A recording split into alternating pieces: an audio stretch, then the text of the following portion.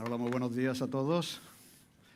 Quiero felicitaros la Navidad a cada uno de vosotros. Desde la Comunidad Económica Europea se recomienda que este año se feliciten las fiestas, pero no la Navidad, porque así no herimos la sensibilidad de nadie y así mejor felicitar las fiestas, pero no la Navidad. ¿Cómo no vamos a celebrar la Navidad y felicitar la Navidad, lo que creemos en la Navidad? Así que feliz Navidad a todos.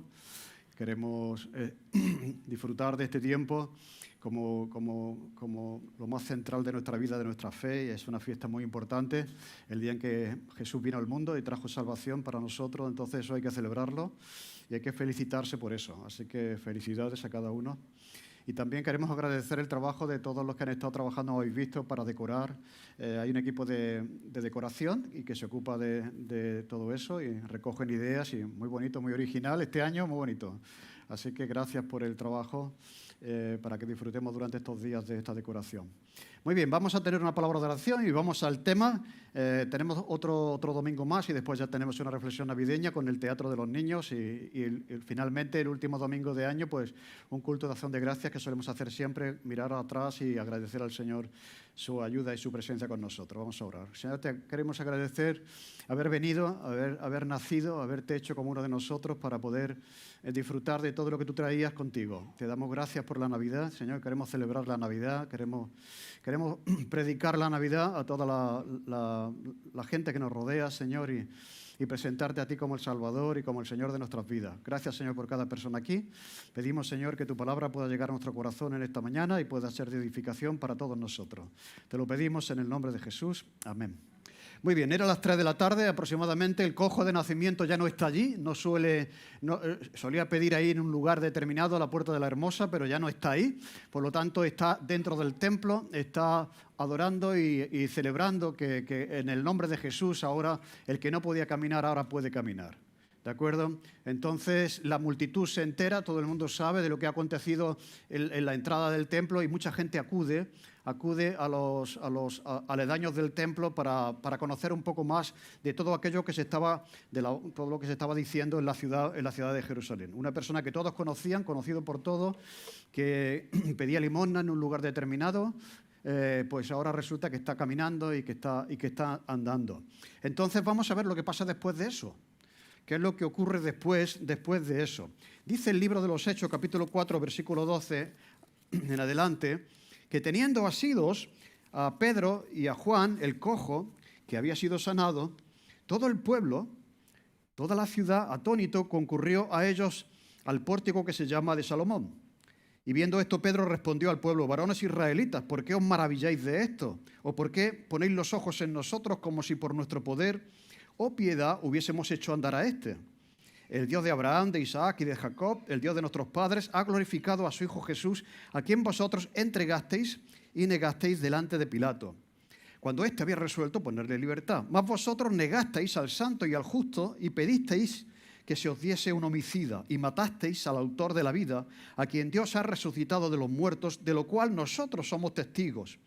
Y por la fe en su nombre, a este que vosotros veis y conocéis, le ha confirmado su nombre, y la fe que es por él ha dado a esta completa sanidad en presencia de todos vosotros. Mas ahora, hermanos, sé que por ignorancia lo habéis hecho, como también vuestros gobernantes, pero Dios ha cumplido así lo que antes había anunciado por boca de todos sus profetas, que Jesucristo había de padecer. Así que arrepentíos y convertíos para que sean borrados vuestros pecados y para que vengan de la presencia del Señor tiempos de refrigerio. Y Él envía a Jesucristo, que os fue antes anunciado, a quien de cierto es necesario que el cielo reciba hasta los tiempos de la restauración de todas las cosas, de que habló Dios por boca de sus santos profetas que han sido desde el tiempo antiguo. Porque a Moisés dijo a los padres: el Señor vuestro Dios os levantará un profeta de entre vuestros hermanos como a mí. A él oiréis en todas las cosas que os hable.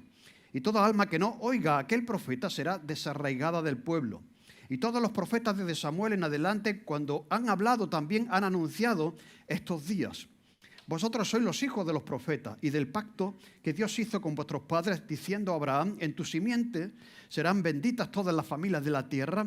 A vosotros primeramente Dios, habiendo levantado a su Hijo, lo envió para que os bendijese, subrayado, para que os bendijese, a fin de que cada uno se convierta de su maldad.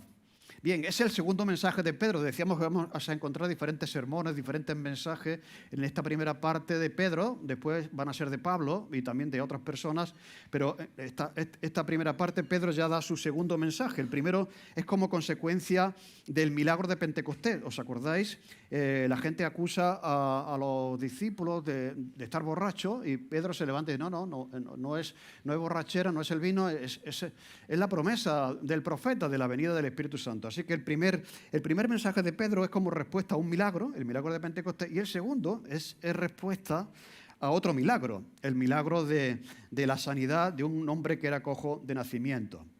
Dice el texto que el hombre que había sido sanado, el cojo, les tiene asido, les tiene agarrado, es como si les estuviera abrazando. Y algunos comentaristas dicen, bueno, ¿por qué? Porque está el hombre, han entrado al templo, han estado adorando, él estaba saltando, agradeciendo a Dios. Decíamos que esa es la finalidad, no es el milagro en sí. El milagro debe llevarnos a la alabanza, al agradecimiento y a la adoración. Y después de hacer eso, le vemos aquí abrazado a Pedro y a Juan. Algunos dicen que probablemente no se fiaba, no creo que esa sea la interpretación, no se fiaba de la sanidad completa y no quería que se marchasen por si tenían que hacer otra cura. O sea, por si aquello no, al cabo de los minutos o del tiempo aquello no funcionaba, bueno, pues me quedo con los que me pueden sanar de nuevo. Pero no, yo creo que no era eso, sino que era agradecimiento, agradecimiento a aquellas personas que habían hecho de él una nueva persona. Mira, muy interesante esto, que cuando algo viene a nuestra vida por la gracia de Dios, cuando algo bueno viene, la persona que recibe ese bien, ¿de acuerdo? Pues eso, lo recibe. Pero la persona que sirve y da ese bien, recibe la gratitud. ¿De acuerdo? Decíamos que el servicio es eso. El que sirve paga un precio para el que recibe el efecto del servicio no lo pague. El que sirve se sacrifica en su tiempo, en su esfuerzo, dedica horas, dedica tiempo para que el otro lo reciba gratis. Pero el otro debería agradecer aquello que ha hecho el que le ha servido. Entonces yo creo que es eso, es un abrazo de agradecimiento en respuesta, un abrazo de gratitud en respuesta que ha recibido algo gratis. Ha recibido la sanidad, ahora puede caminar, ¿de acuerdo? Así que no olvidemos eso, las dos partes de la moneda. Recibimos, pero agradecemos. Y en este caso era un abrazo, un agradecimiento a través de un fuerte abrazo. Se corre la voz por Jerusalén y todo el pueblo, como decía antes, acude a ellos al pórtico de Salomón. Vamos a ver, puse el otro día, me gusta que nos situemos, a veces hemos leído la Biblia 200.000 veces y no sabemos qué es el pórtico de Salomón, ¿no? Pues bueno, yo quisiera que lo recordemos de nuevo. Mira, en la primera diapositiva vemos todo el templo, lo vimos la semana pasada, ahí, ¿veis? Y entonces es como un patio exterior.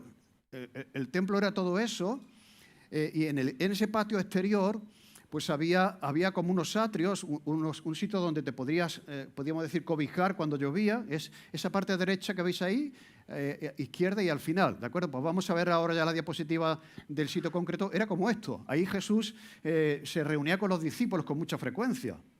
¿De acuerdo? Aprovechaba esa explanada del templo, ese sitio donde te podías proteger del sol, ¿de acuerdo? Y ahí él predicaba. Y dice que en ese lugar la iglesia también se reunía. Cuando dice que adoraban al Señor en el templo y en las casas, pues ese era el lugar, es como si decimos, bueno, vamos a reunirnos en el Parque del Alamillo. Bien, pues en aquel lugar, en aquel tiempo en Jerusalén, era una explanada fantástica para tener una reunión, ¿de acuerdo? Y Jesús predicaba y la iglesia primitiva se reunía ahí también, cuando estaban todos juntos. ¿De acuerdo? Y entonces, viendo esto, respondió al pueblo, ya que les tiene abrazados, la gente se está preguntando, pues, ¿qué es lo que está pasando? Y entonces Pedro y Juan dicen, varones, ¿por qué os maravilláis de esto? Y la pregunta es, bueno, ¿y por qué no? ¿Cómo no nos vamos a maravillar de un milagro tan extraordinario que ha acontecido? Que era evidente, como decía, no se podía rebatir, era el cojo que todo el mundo conocía. ¿de acuerdo? Y que ahora camina, eso es algo que no se puede rebatir. Y lo vamos a ver después. Y dice, ¿por qué os maravilláis de esto? Lo cual quiere decir que, de verdad, deberíamos de acostumbrarnos al poder de Dios en nuestra vida. Dice, no os maravilláis. ¿Y por qué pensáis que nosotros somos los que han hecho eso? No. Ponéis los ojos en nosotros como si por nuestro poder o piedad hubiésemos hecho andar a este. ¿De acuerdo? Es que esta es la tendencia del ser humano.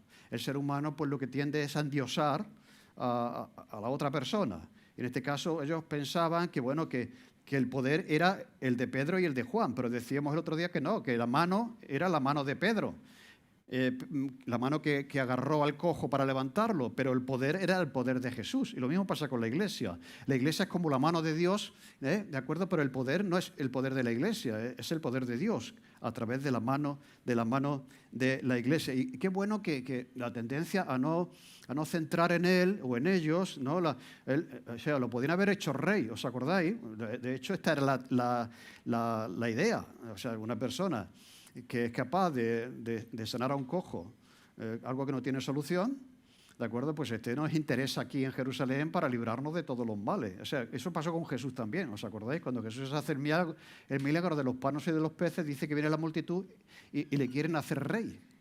Pero no porque reconocen que Él es el rey de Israel, ni el Mesías, ni el Salvador del mundo, sino porque nos va a resolver el problema que tenemos de alimentación y de pan, ¿me entiendes? Entonces es hacerle rey de una manera inadecuada e incorrecta. Entonces, él y ellos no quieren tener la atención sobre ellos, reconocen que la gloria pertenece al Señor y el poder es del Señor. Porque Pedro conoce la condición humana y la gente tiene esa tendencia a endiosar a la persona y atribuirle a esa persona el mérito de lo que está pasando. Y eso es idolatría, eso es otra forma de idolatría. Y pasa a lo largo de la historia. Pero bueno, aquí entonces lo que vemos, como decía, es un mensaje como respuesta a un segundo milagro. Y como decía, los mensajes de los hechos están llenos de significado, de contenido, y yo quisiera que sacásemos algunos principios básicos de cómo debería ser el mensaje que yo doy a una persona que no conoce a Jesús. O sea, ¿de qué debería hablar? ¿Cuáles son los temas que tendría que enfatizar? ¿Cuál debería ser el centro del mensaje? ¿Me entendéis? Entonces, muy interesante, cuando uno compara todos los mensajes del libro de los Hechos, vemos que hay unos patrones que se repiten en todos los mensajes. Y el patrón es que el centro es la persona de Jesús. O sea, aquí Pedro y Juan podrían haber hablado de los milagros, del poder de Dios y tal, pero no hablan de eso, ¿de acuerdo? Sino que hablan de Jesús. El centro del mensaje, del testimonio de la Iglesia es la persona de Jesús. Y vamos a ver aquí, si lo habéis notado, que él lo que está haciendo es hacer una serie de descripciones, hay como 8 o 9 descripciones de quién es Jesús. En primer lugar dice, el Dios de Abraham, de Isaac y de Jacob, el Dios de nuestros padres, ha glorificado a su Hijo Jesús, a quien vosotros entregasteis y negasteis delante de Pilato, cuando éste había resuelto ponerle en libertad. Mirad, va a haber, si lo notáis, va a haber una descripción de quién es Jesús, aquel que han rechazado, y va a haber esa descripción, pero con una reacción. ¿Qué es eso? Esa reacción de rechazo. Es el Hijo de Dios, ¿de acuerdo? Cuenta con el sello de Dios, ¿de acuerdo? Pero vosotros, lo que hace Dios y lo que hacen ellos. Y ellos, por su parte, rechazan. Dios ofrece, ellos rechazan. Y está en todas las descripciones, como vamos a ver ahora. Por lo tanto, aquí primer principio importante a la hora de dar testimonio de cómo es el mensaje de los apóstoles, de cuál debería ser el mensaje de la Iglesia, es presentar a Jesús como el Hijo de Dios. Hay una afirmación de la identidad de Jesús, ¿de acuerdo? Y esa afirmación es que Jesús es el Hijo de Dios. También se puede traducir como el siervo de Dios, que vosotros entregasteis y negasteis delante de Pilato cuando éste había resuelto dejarlo en libertad porque no encontraba en él delito alguno. Así que la primera descripción es que Jesús es el siervo o el Hijo de Dios. En segundo lugar, Jesús es el santo y justo. Mas vosotros negasteis, ¿veis la reacción de ellos? Ellos le negaron a alguien que era santo y justo y pedisteis que se os diese un homicida. A cambio de esto, ¿de acuerdo? Rechazáis esto, pero pedís esto. Mirad, cuando vamos a la persona que ellos piden a cambio, ¿quién era esa persona?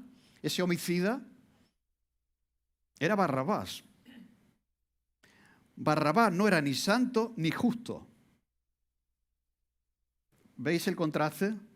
Vosotros negasteis a alguien que era limpio, inocente, santo, ¿de acuerdo? Y completamente justo. Y a cambio, fijaros, estos son los tratos de los hombres, pedisteis que se os entregase a alguien que no era ni santo y tampoco era justo, porque merecía estar en esa cruz. Por lo tanto, lo que quiere decir también aquí Pedro es que no hay nadie libre de pecado como lo es Jesús, y no hay nadie completamente justo como lo es Jesús. Nadie en la historia puede decir que es santo y que es justo como lo es Jesús. Todos nosotros somos injustos y tampoco somos perfectos ni somos santos. Mas vosotros, a alguien que era santo y bueno y justo, lo cambiasteis por alguien que era injusto y que era pecador. En tercer lugar, Jesús es el autor de la vida. Matasteis al autor de la vida, a quien Dios ha resucitado de los muertos, de lo cual nosotros somos testigos. Mira, esto es como un misterio. O sea, Jesús es el generador de toda vida. Si Él retirase su mano sobre el universo, la vida en todos los sentidos desaparecería. O sea, toda la vida depende de Él. ¿De acuerdo? Y por eso dice que nadie me quita la vida. O sea, porque si yo soy el autor, yo la entrego voluntariamente, ¿no? Es eso. Pero qué gran misterio hay detrás de ese título de Jesús, el autor de la vida.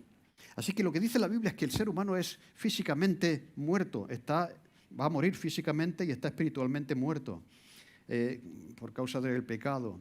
Y estamos en un proceso no solamente de muerte física, espiritual, que lo estamos, sino también en un proceso de muerte física. O sea, no tenemos nada más que mirarnos al espejo a medida que van pasando los años y vemos que vamos a la muerte, ¿de acuerdo?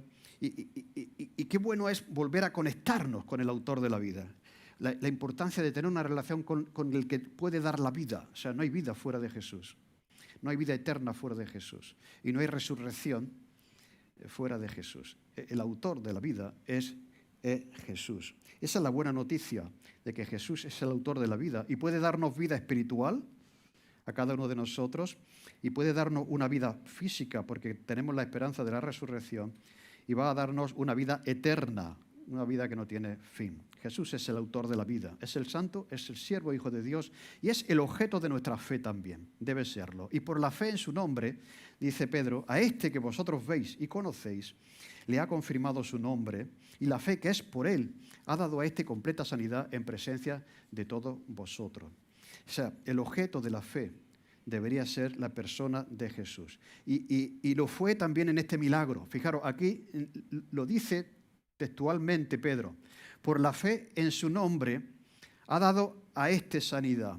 Lo cual quiere decir, en presencia de todos lo habéis visto, lo cual quiere decir que cuando Pedro y Juan le dicen al cojo, no tengo ni oro ni plata, lo que tengo te doy, en el nombre de Jesucristo de Nazaret, levántate y anda, ese hombre tuvo que creer en el nombre de Jesús de Nazaret. Por la fe que es en su nombre, este hombre fue levantado. Porque no hay salvación fuera del nombre de Jesús. En el nombre de Jesús, levántate y anda. Y ese hombre habría visto a Jesús pasar por allí muchas veces. Había oído que había hecho milagros. Él quizás se había lamentado. A mí no. Pero decíamos, Jesús sabía.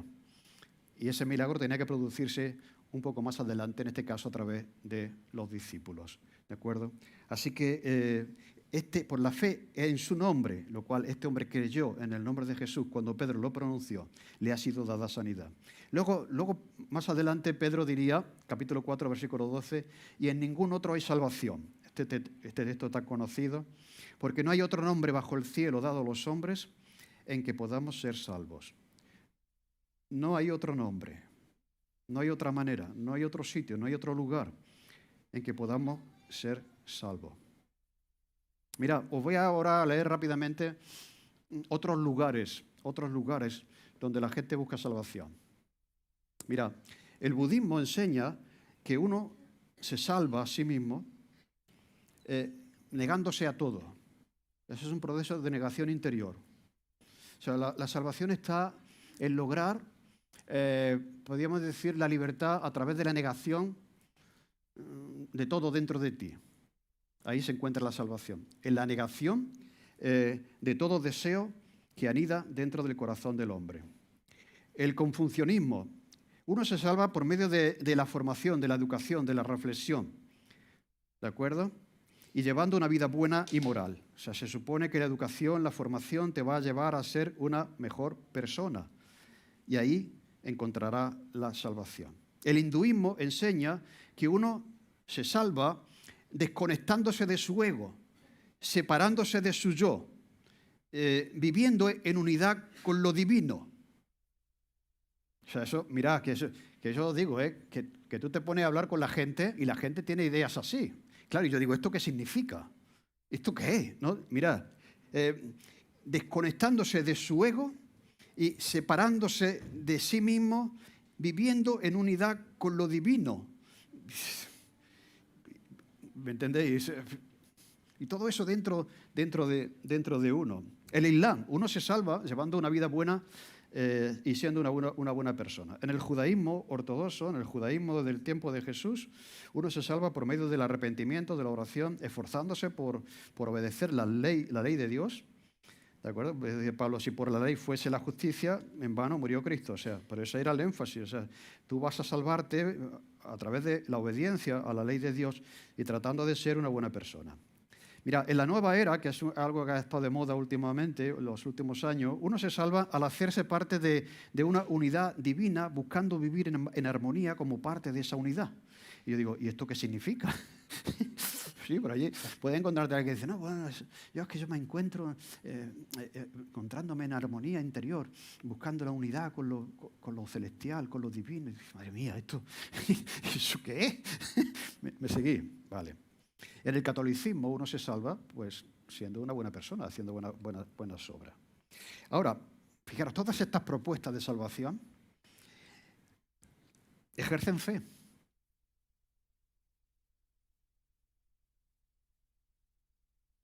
¿Pero en quién? En uno mismo. En uno mismo. El objeto de la fe eres tú. ¿De acuerdo? O sea, entonces estás en un proceso de salvarte tú, a ti. Haz algo, experimenta algo, pero al final, encuéntrate adentro de ti, este tipo de cosas, pero al final tú eres el objeto de la fe. Eres tú. Por lo tanto, la religión te dice eso. Haz esto para salvarte a ti. Y eso, esto es la grandeza del cristianismo, ¿no? Entendido el cristianismo bíblico, ¿no? Pero si tú analizas todas las religiones, al final la fe, el objeto de la fe eres tú. Y lo que tú puedes hacer para salvarte, para encontrarte, para realizarte, ¿entendéis? Este tipo de cosas. Pero el cristianismo viene y dice que no se trata de lo que tú haces, se trata de lo que hizo Jesús por ti. No se trata de salvarte tú a ti, sino se trata de que Jesús te salve a ti. Entonces, en el cristianismo bíblico, uno se salva por la fe en el nombre de Jesús. No, nada que pueda haber en ti, que tú tienes que lograr a través de la meditación, a través de lo que sea, sino no hay nada dentro de ti que pueda salvarte a ti. Es Jesús que está fuera de ti el que te salva a ti. Por lo tanto, la fe en Jesús. En quinto lugar, otra descripción que hace de Jesús es que es el cumplimiento de la profecía. Mas ahora, hermanos, sé que por ignorancia lo habéis hecho, como también vuestros gobernantes, pero Dios ha cumplido así lo que había antes anunciado por boca de todos sus profetas, que Jesucristo había de padecer. O sea, todo el Antiguo Testamento está señalando a la persona de Jesús. A veces lo vemos, otras veces no, pero a medida que vamos creciendo en la fe nos damos cuenta que ciertamente es así. Pedro lo dice. Lo ha anunciado Dios por boca de sus profetas, que su Cristo, habría de padecer. Mirad, el 20% del contenido bíblico de la Biblia, el 20% es de carácter profético. Es un porcentaje muy alto de toda la Biblia que tiene un enfoque profético, ¿de acuerdo? En ella, en esa profecía, Dios nos va a decir lo que viene después. Y esto es muy bueno también, ¿de acuerdo? Porque tenemos la palabra de Dios que ya nos anticipa una serie de cosas a través de los profetas, ¿no? Entonces, pues Dios, que conoce la historia, además que la lleva a su fin. Mira, hay ahora una serie de Amazon que se llama La Rueda del Tiempo. No sé si la habéis visto, una serie nueva.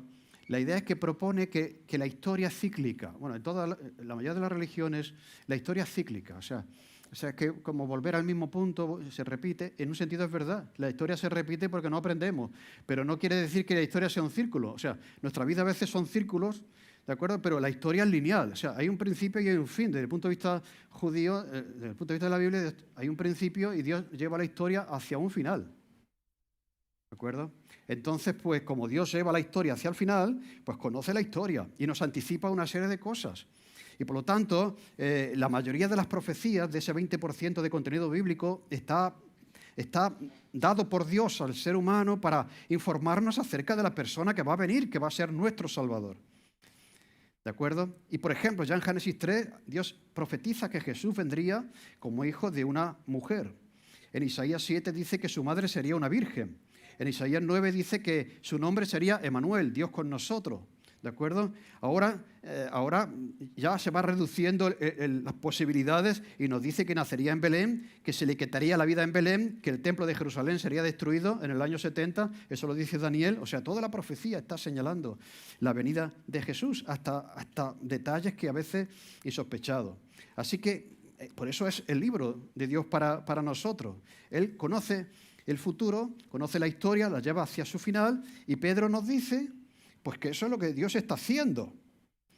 Él vino en vuestro tiempo. Sois unos privilegiados. Todos los profetas han estado anunciando, pero no experimentando eso. Abraham se le dio la promesa, pero no la ha visto. Y vosotros sois unos privilegiados. Habéis vivido en la generación que ha tenido el privilegio de ver el nacimiento, la vida, la obra del Mesías. Y todas las profecías se cumplieron en Jesús, en vuestra generación. Sois unos privilegiados de la historia. Y sin embargo, lo matasteis. Mira qué fino erais en vuestra comprensión de la Biblia, ¿no? Mira qué conocimiento teníais de las profecías, ¿no? Pero sin embargo, Dios lo resucitó de los muertos cumpliendo otra profecía que encontramos en Isaías 52 y 53, que sería enaltecido, levantado, crucificado, que sería herido por nuestras transgresiones, enterrado con los ricos, sería sepultado con los ricos en su muerte, y que vería la vida. Y su alma finalmente, después de la resurrección, sería satisfecha, porque vería el fruto de su sufrimiento, que somos nosotros, aquellos a quienes habían venido a salvar. Todo eso fue predicho por los profetas en el Antiguo Testamento. Y Pedro les está recordando que eso Dios lo había anunciado, que ya lo había dicho, que, como decía antes, eran privilegiados por vivir en ese tiempo, que Dios ha cumplido sus promesas en su generación, en su tiempo. Pero falta una cosa por cumplir. La segunda venida todavía no ha ocurrido, ¿de acuerdo? Todavía no han resucitado los muertos, que somos nosotros cuando miramos, y todo eso está por cumplirse. Y lo mismo que se han cumplido, todas esas profecías se cumplirán aquellas que todavía faltan. Así que Jesús es el cumplimiento de la profecía, lo que habían anunciado los profetas. Jesús va a regresar, entre paréntesis. Esto es muy bueno que lo mencionemos cuando estamos testificando a otros. Yo no me creo eso. Bueno, ¿y qué me dices tú de las profecías? Eso de que nacería en Belén. Dios tiene que mover la historia para que haya un romano que mande a hacer un censo, porque José y María no estaban en Belén, pero estaba predestinado que Jesús naciese en Belén, ¿me entendéis? Y mueve todo para que haga el edicto, para que se muevan a Belén, para que se cumpla la profecía. ¿Esto cómo lo explicas tú? ¿Entendéis? El elemento profético es un argumento que utilizan con frecuencia los apóstoles para demostrar, es un argumento apologético para demostrar que Jesús es realmente el Mesías que ellos esperaban. Ahora Jesús va a regresar y Él envía a Jesucristo que fue antes anunciado, a quien de cierto es necesario que el cielo reciba hasta los tiempos de la restauración de todas las cosas, de que habló Dios por boca de sus santos profetas que han sido desde tiempo antiguo. Mira, otro elemento que está presente en la predicación apostólica, que debe estar presente en nuestra predicación, es que Jesús va a regresar. La segunda venida de Cristo, Jesús va a volver. Es una profecía que está por cumplirse, ¿de acuerdo? Él va a restaurar todas las cosas. Cuando uno mira el mundo, de qué desastre, madre mía. El desastre está por todos sitios, ¿o no? El desorden. Pero esto se va a recomponer. Dice Romanos que la creación gime, anhela ese momento en el que va a ser librada de todo lo que sufre por causa del pecado. Va a ser recreada, nuevos cielos, nueva tierra. ¿Entendéis? Eso está también anunciado por los profetas. Y eso deberemos nosotros también comunicarlo a la hora de compartir nuestra fe. En séptimo lugar, Jesús es superior al profeta Moisés, porque Moisés dijo a los padres: el Señor vuestro Dios os levantará profeta entre vuestros hermanos como a mí. A él oiréis en todas las cosas que os hable. Decía alguien que si en aquellos tiempos los niños estuviesen coleccionando fotografías como ahora hacen de los futbolistas, de los profetas, la fotografía, el cromo más valioso sería el cromo de Moisés. Oye, ¿tienes a Messi? Moisés era el Messi de aquel tiempo. ¿Me entiendes lo que? O sea, si los niños en aquel tiempo coleccionasen cromo, el cromo más valioso era Moisés. Moisés era el profeta de los profetas, el sumum de los profetas. De hecho, muchas veces le dicen a Jesús: pero hombre, ¿quién vas a creerte tú? Que nosotros somos seguidores de Moisés. Es que Moisés es el profeta. Dios habló con él en Sinaí. O sea, él nos dio las tablas de la ley, todo eso, ¿no? Y ahora dice aquí Pedro que Moisés anunció que vendría un profeta que ellos tenían que escuchar más que a él mismo, ¿no? O sea, que a este tenéis que escucharle, porque como no lo escuchéis, dice, vais a ser, podría decir, más desarraigados del pueblo de Dios. Dice, y todos los profetas desde Samuel en adelante, cuando han hablado, también han anunciado, pues esto, ese profeta, el cumplimiento de la profecía, el nacimiento de ese profeta que señaló el propio Moisés. Esto resultaba difícil para un fariseo reconocer que Jesús era superior a Moisés. ¿De acuerdo? El libro de Hebreo habla podríamos decir, del abandono de la fe por parte de un sector de cristianos que consideraban que Moisés era superior a Jesús. Y entonces, por eso dice, no dejando de congregaros como algunos tienen por costumbre. Se estaban como decepcionando del cristianismo y volviendo. Es como si una persona evangélica ahora se volviera de nuevo a donde salió, ¿no? Entonces, y se estaban volviendo al judaísmo. Y el libro de Hebreos es un libro donde dice, pero vamos a ver, pero si Dios ha hablado muchas veces de muchas maneras a través de los profetas, pero ahora ha hablado a través de Jesús, está por encima de todo. ¿Cómo vais a dejar lo mejor para coger lo peor? Pues así somos muchas veces, ¿no? ¿De acuerdo? Y entonces, en último lugar, la octava característica que da Pedro de Jesús es que el cumplimiento de la promesa de Abraham. Vosotros sois los hijos de los profetas y del pacto que Dios hizo con vuestros padres, diciendo a Abraham, en tu simiente serán benditas todas las familias de la tierra.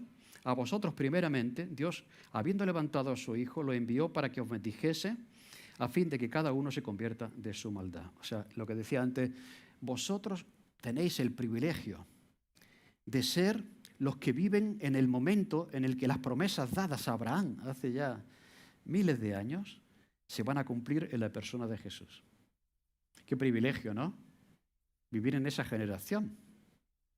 Sois unos privilegiados porque vosotros sois los hijos de los profetas que anunciaron el cumplimiento de esa promesa. ¿De acuerdo? Y Dios ha enviado a su Hijo para bendeciros, para haceros bien. ¿Qué mensaje centrado en la persona de Jesús? El testimonio de la Iglesia, ese es un testimonio centrado en la persona de Jesús. Así deben ser todos los testimonios, ¿de acuerdo? Señalar a la persona de Jesús. Podía haberse dedicado a explicar el poder de los milagros, no sé qué, patatín, patatán, Moisés, Abraham, lo que tú quieras, pero el centro de la predicación de Pedro era la persona de Jesús. Lo que Dios ha hecho por ellos, en ese caso, en esa generación en Cristo, que ellos han despreciado, han rechazado, pero también lo que Dios quiere hacer por ti ahora mismo, aquí en Sevilla, en este sitio, también a través de Cristo. Lo que Dios quiso hacer por ellos, en Cristo, por Cristo, pero también lo que Dios quiere hacer por ti, por Cristo y en Cristo. ¿Lo rechazarás como ellos lo rechazaron o lo recibirás? ¿De acuerdo? Así que después de todo esto, después de toda exposición, una exposición tan profunda, tan interesante que hace Pedro de quién es aquel al que ellos han despreciado, dice lo siguiente en el versículo 19. Esta es la conclusión del mensaje. Hasta aquí les quiere llevar. Así que, o sea, lo cual quiere decir, ¿veis? Esta es la conclusión. Así que, está haciendo una exposición, pero ahora viene lo siguiente. Arrepentíos y convertíos para que sean borrados vuestros pecados, para que vengan de la presencia del Señor tiempo de refrigerio. Me parece esto sumamente interesante porque Pedro les dio como un golpe en el estómago que les dejó sin respiración, ¿o no? Y podía haberse ido. Y ahora reflexionar sobre eso, ¿no? Pero no hace eso. O sea, ofrece soluciones. El Evangelio siempre ofrece soluciones. O sea, no señala algo que está mal únicamente, sino que ofrece una solución. ¿De acuerdo? Fijaros que era grave lo que habían hecho. Sumamente grave. Han despreciado al Mesías esperado. Estaban en la sinagoga todos los días orando a Dios para que enviase a su Mesías. Y ahora cuando viene lo desprecian. Y quieren quedarse con un asesino, con un ladrón, Barrabás, en lugar de abrazar y recibir al santo y al justo, ¿no? Ahí está la contradicción del ser humano. Pero como decía, no señala únicamente los errores, ofrece soluciones. Y por eso decimos que el Evangelio son buenas noticias. O sea, cuando hablamos de los 4 evangelios, lo que estamos diciendo es que hay buenas noticias para el mundo. Evangelios son buenas noticias de lo que Dios quiere hacer por ti. ¿De acuerdo? Alguien decía, no buenos consejos. Si el Evangelio fuese buenos consejos, es lo que tú puedes hacer para salvarte a ti, si sigues los consejos. ¿Me entendéis? Pero son buenas noticias de lo que Dios ha hecho para salvarte a ti. Así que ofrece esa solución. Y el Evangelio, la persona de Jesús, son las buenas noticias para la humanidad y para tu vida. O sea, si estás buscando en el hinduismo, en el islamismo, en el catolicismo, ¿entendéis todo eso? Al final, la fe es en ti. ¿De acuerdo? Por lo tanto, él dice, así que, en base a eso, lo que habéis de hacer es arrepentíos de vuestros pecados. Curioso que no hay conversión sin arrepentimiento. Esto es muy importante, mirad, es algo fundamental. Es fundamental. Dios ha hecho algo muy valioso, pero nosotros tenemos que hacer algo, y es reconocer nuestros pecados. Arrepentimiento y confesión de pecados. Arrepentíos de vuestros pecados. Hasta ese pecado de haber entregado al Mesías. Mirad. Y uno podría preguntarle, ¿pero este pecado lo puede perdonar Dios? O sea, es verdad, nosotros hemos despreciado a su Hijo y eso lo puede Dios perdonar, pues sí. El primer pecado de todos era el desprecio a la persona de Jesús. ¿De acuerdo? Pero tiene que haber arrepentimiento, que no remordimiento. Lo dije un día, hay una diferencia entre el arrepentimiento y el remordimiento. La persona que tiene remordimiento tiene el sentimiento de que algo ha hecho mal, pero no se arrepiente de haberlo hecho. Es como tener la carga emocional de decir, esto no ha estado bien. Es remordimiento. El arrepentimiento da un paso más y reconoce que has hecho mal. ¿Entendéis? Entonces, mirad, uno puede y esto es importante, ¿eh? Hay personas que vienen a la iglesia por tiempo y claro, dice, ¿será creyente? Si no hay arrepentimiento, no eres creyente. O sea, puedes venir a la iglesia, cantar, adorar, lo que tú quieras. ¿Me entendéis? Es que es fundamental esto. Hay mucha gente que puede que esté en la iglesia y que no se haya arrepentido de sus pecados. Por lo tanto, no sea creyente. Por lo tanto, es imposible que manifieste los frutos del Espíritu Santo. Por lo tanto, es imposible que se comporte como un cristiano, porque no lo es. Porque no es cristiano, porque te bauticen de pequeño, porque vayas a la iglesia, porque cantes, porque ofrendes, porque escuches un sermón. Eso es lo primero que dijo Jesús, arrepentido. O sea, tiene que haber un proceso de... Es que tiene que ser como un golpe al epicentro del ego humano que reconoce que realmente es pecador. Y ahí, en ese reconocimiento, si eso ocurre cuando reconocemos algo. O sea, mira que cuesta, pero cuando lo reconoce hay una liberación interior, ¿o no? Cuando estamos ahí en la pareja, que estamos enfrentados, cuando hay problema con alguien, ¿no? Y estamos ahí chocando. ¿Qué trabajo cuesta? Es el ego, es el orgullo humano que no quiere rendirse, que no quiere humillarse, que no quiere arrepentirse. Que sí, que está dispuesto a tener remordimiento, pero no arrepentimiento. Entonces, tiene que haber arrepentimiento. Jesús lo primero que dijo cuando empezó a predicar públicamente, arrepentíos. Anda. Pero bueno, podía haber dicho, oye, ir a la iglesia o leer la Biblia. No. Él viene a resolver un problema que está dentro del corazón humano y que se resuelve reconociendo. ¿Os acordáis de David? Cuando él fue confrontado por el pecado con Betsabé. ¿De acuerdo? Que él reconoció, se arrepintió de la maldad que había cometido. ¿De acuerdo? Tiene que haber arrepentimiento. Y por lo tanto, si predicamos un evangelio que no requiere arrepentimiento, estamos engañando a la gente.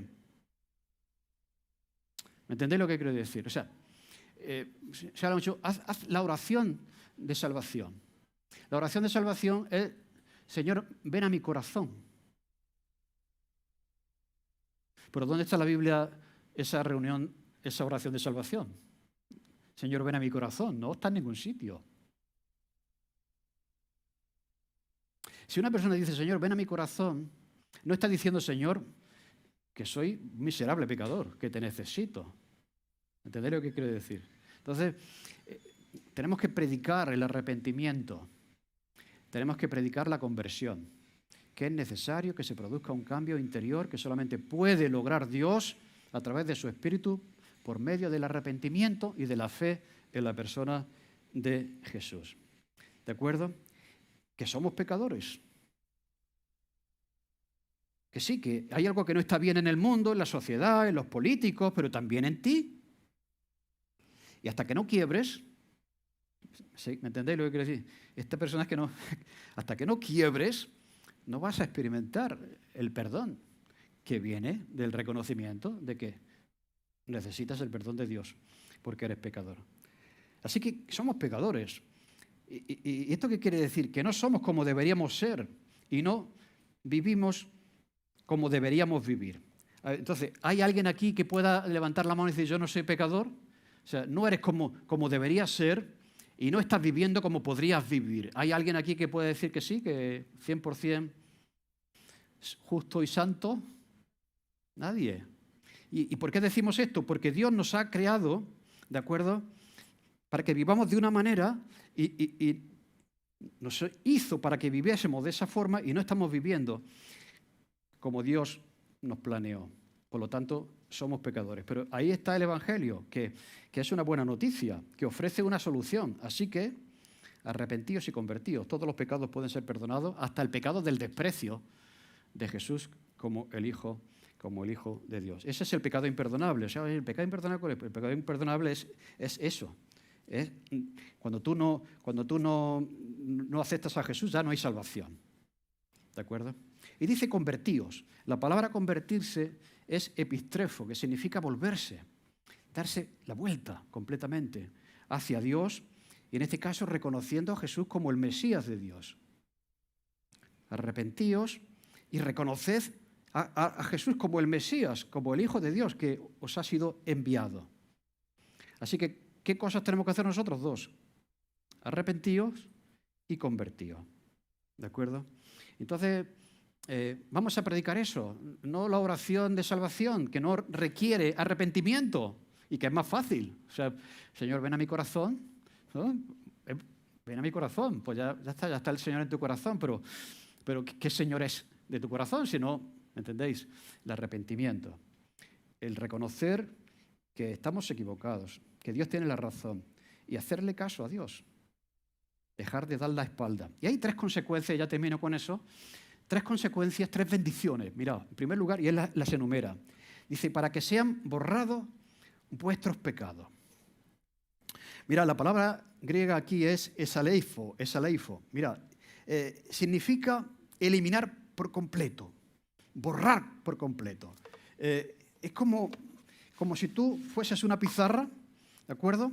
Y aquí pusieses todos tus pecados, todas aquellas cosas que te cargan, esos errores del pasado, esas malas decisiones, esas cosas injustas que has hecho, etcétera, etcétera, estuvieran aquí, ¿de acuerdo? Y dice que si tú te arrepientes y te vuelves a Dios, Dios va a borrar tus pecados. No tú, Dios. Y estas tres cosas, estas tres bendiciones vienen de Dios, no de ti. Es imposible que tú puedas borrar tus errores. Dice David, cuando se ve pecador, dice, Señor, límpiame de mi maldad, borra mis rebeliones, límpiame de mi pecado. ¿Por qué? Porque no podemos nosotros borrar nuestros pecados. O sea, muchas de las cosas que nos van a enseñar las falsas religiones, encuéntrate a ti mismo, tú, borra, se pasa del pasado, intenta superar, no sé, tontería. No podemos huir de nuestro pasado, no podemos borrar nuestro pasado. ¿De acuerdo? Eso lo hace Dios. Eso lo hace Dios. Es, como he dicho, una consecuencia, una bendición al ser arrepentido y al ser convertido. ¿De acuerdo? Y la palabra es muy interesante porque, mira, en la antigüedad se escribía, como sabéis, sobre papiro. Y la tinta que se usaba no tenía los ingredientes que tiene ahora esa tinta de quedarse impregnada como se queda ahora en el papel, porque tiene una serie de elementos químicos y entonces es muy difícil borrar. No puedes borrar una esta de un lápiz, pero borrar de un bolígrafo, porque se incrusta en el papel, ¿no? Así son nuestros pecados, son como una tinta que se introduce en todo nuestro ser y está ahí y lo impregna todo, ¿de acuerdo? Y entonces lo que dice aquí es que Dios hace una acción de esaleifo, es de borrar, ¿de acuerdo? De borrar completamente para que no haya rastro de tinta en el papel, en este caso en el papel de nuestra vida. Por lo tanto, mira, Dios puede dejar limpia completamente la pizarra de tu vida. Hay mucha gente que el pasado le tiene atrapado, el pasado no le deja vivir, los errores del pasado. Y esto es algo que también es el perdón. Mira, si tú estás bregando con algo que ya ha sido confesado, que ya ha sido perdonado, olvídalo, ¿vale? Porque Dios lo ha borrado completamente, ya no está en ti. ¿Entendéis? Él ha hecho un acto de borrar completamente todos nuestros pecados y lo hace Él. Nosotros lo repescamos. Decía, cuando yo acepté al Señor, decía, es como, ¿qué es lo que hace Dios con el pecado? Mira, es como el mar. Es como si Dios fuese al mar y tirase en lo profundo del mar nuestros pecados, que lo dice la Biblia, echó en lo profundo del mar nuestras iniquidades, pero nosotros volvemos con la caña de pescar y volvemos a pescar las cosas que Dios ya nos ha perdonado. ¿De acuerdo? Entonces, pues eso, Dios borra completamente. Eso trae, cuando creemos eso, que Dios es lo que hace, porque eso viene de Él. Arrepiéntete, conviértete, date la vuelta, mírale a Él ahora, vive a la luz de Él ahora de aquí en adelante. Una de las cosas, esto es una bendición de las tres que voy a mencionar. La primera, para que sean borrados vuestros pecados. Por lo tanto, mientras que no te arrepientas y te vuelvas al Señor, tus pecados estarán manchando el papel de tu historia, el papel de tu vida. puedes hacer yoga, meditación trascendental, meterte a Hare Krishna. ¿Me entendés lo que quiero decir? Irte al Tíbet y hacer los 8000, pero no te podrás librar de ti. Y qué bueno eso, ¿no? Dice, eso de llevar la carga de nuestros pecados a Jesús y Él la lleva sobre sus espaldas en la cruz. Y Él borra, no se os olvide esto, ¿no? Él borra cualquier rastro del papel de nuestra vida, de nuestra historia, de nuestro pasado, de nuestros recuerdos, de nuestros errores, etc. La segunda bendición, ¿cuál es? Dice que se han borrado vuestros pecados, si no hay arrepentimiento no se borran, siguen contigo. La segunda cosa está ahí en el texto, venga, decídmelo. Para que vengan de la presencia del Señor tiempos de refrigerio. Qué bonito esto. Esto parece como cuando va uno por el desierto y estás sediento, no encuentras agua fresca y cuando ves un oasis dices, ¡uf! Un refrigerio, ¿no? El refrigerio es algo que se te da cuando estás necesitado de ello. Agua fresca, un poco de comida, ¿de acuerdo? Entonces, del Señor vienen tiempos de refrigerio para nosotros, ¿de acuerdo? Como no podemos borrar nuestros pasados, nuestros pecados, como no podemos borrar y huir de lo que no hemos hecho bien, como no podemos borrar nuestros sentimientos de culpa, pues vamos a vivir con eso.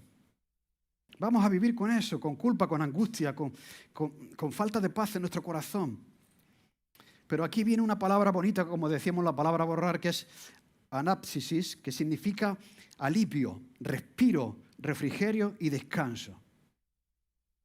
Dice que cuando Dios nos perdona, vienen ¿de dónde? De su presencia. Así que no busques la paz en ti, porque no estará. Como mires para adentro, vas a encontrar frustración, vas a encontrar incomprensión, porque dirás, ¿quién soy yo? Vaya desastre. ¿Me seguís?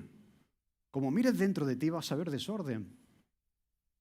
Dice que vengan de la presencia de Dios. La paz no está en ti, no tienes que encontrarla dentro de ti, porque no está. Dentro de ti está aquello, como dice, que lo malo del hombre no está lo que sale, sino lo que entra, lo que está en el corazón del hombre. Está en ti, ¿de acuerdo? Pero viene de la presencia de Dios, esto viene de Dios.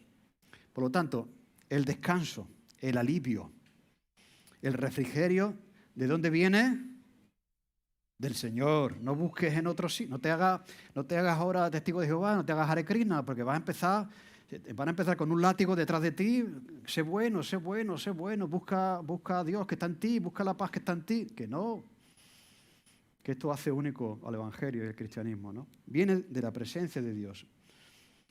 Tiempo de descanso. Y la tercera promesa, ¿cuál es? La tercera promesa, como consecuencia de la conversión, que Dios va a enviar a su Hijo. Dios ha levantado a su Hijo y lo envió para que bendijese a fin de que cada uno se convierta de toda su maldad. Por lo tanto, esa última promesa del regreso de Jesús está todavía ahí esperando a que muchos se conviertan. ¿De acuerdo? Arrepentíos y convertíos. Y cuando eso se dé, cuando llegue el momento de Dios, por eso Dios no es que se tarda, no es que incumple su promesa, está esperando que muchos vengan al arrepentimiento y al conocimiento de la verdad. Y cuando eso suceda en el tiempo de Dios, Dios va a cumplir esa promesa final de enviar a su Hijo para restaurar todas las cosas. Todas las cosas que quedan por restaurar en ti, en tu vida, tu familia, en tu mundo, pero también para restaurar todas las cosas que no nos gustan, que están en el mundo en el que estamos viviendo, ¿no? Mirad qué tres promesas más preciosas anuncia Pedro a aquellos que están dispuestos a arrepentirse y a volverse y seguir al Señor. Pues bien, si estás aquí y todavía no te has arrepentido,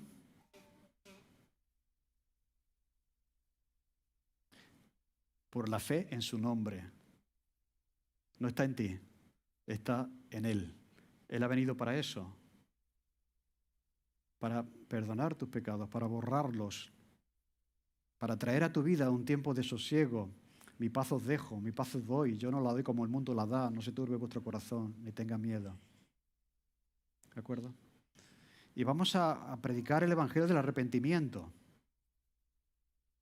Así que, ¿cómo puedo saber si yo soy cristiano? ¿Te has arrepentido de verdad en tu corazón? ¿Has creído en Jesús? ¿O solamente has tenido un momento de remordimiento?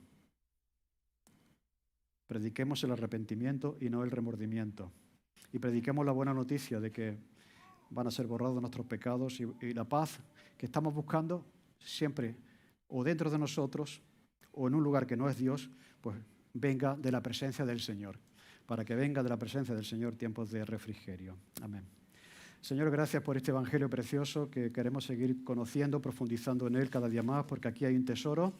Señor, gracias porque tú ofreces también soluciones. Si hay aquí alguien que todavía no se ha arrepentido, que no ha puesto su fe en ti, Señor, que tu Espíritu Santo pueda obrar en su corazón para rendirse, para humillarse, para reconocer que te necesita, que necesita el perdón de todos sus pecados, de todos sus errores, y para que tú puedas enviar ese tiempo de paz y de sosiego al alma y al corazón de cada persona que no tienen si no te tienen a ti, Señor.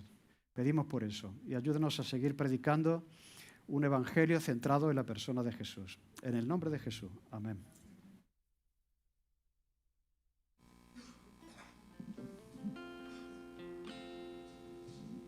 Me gustaría que os pusierais de pie para esta última canción antes de despedirnos.